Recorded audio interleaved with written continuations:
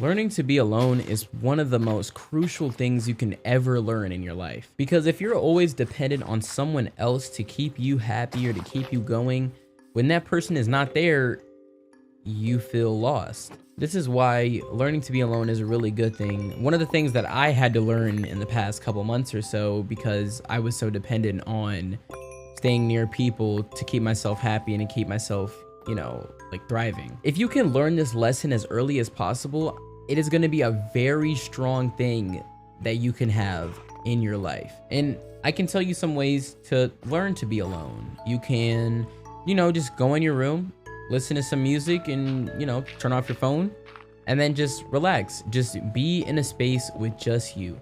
And this also does a lot of other things too. It brings you at peace, and it also gets to have you get to know yourself. And when you get to know yourself, you get to know what you really like and what you really don't like, what your strengths are and what your weaknesses are, and what you can improve in. Now, with every lesson in life, this is not going to be an overnight thing, but the wait will be worth it. I will say that. Because when you get to learn to be alone, and you figure out that you don't have to be so dependent on people, and you don't always crave to be around people just to feel happy or good. The first time when you do get alone, it is going to be a little uncomfortable at first, like not being there while scrolling on TikTok or Instagram.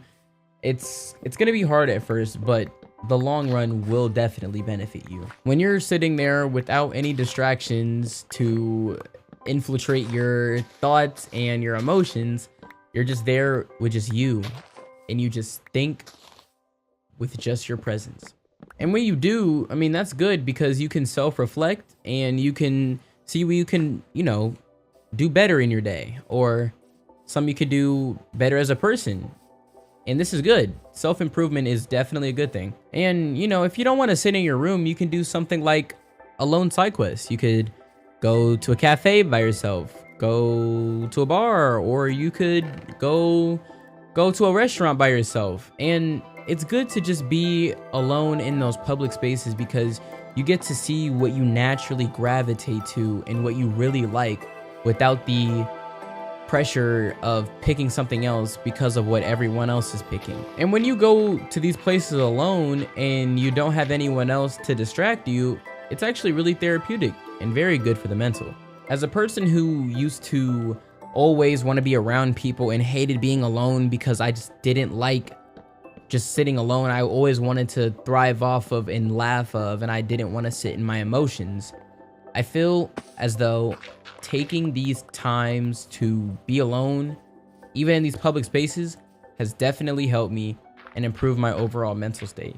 And also, it's a good time for stress too. Sometimes some of us like to go out with friends to, hide how we feel and whatnot.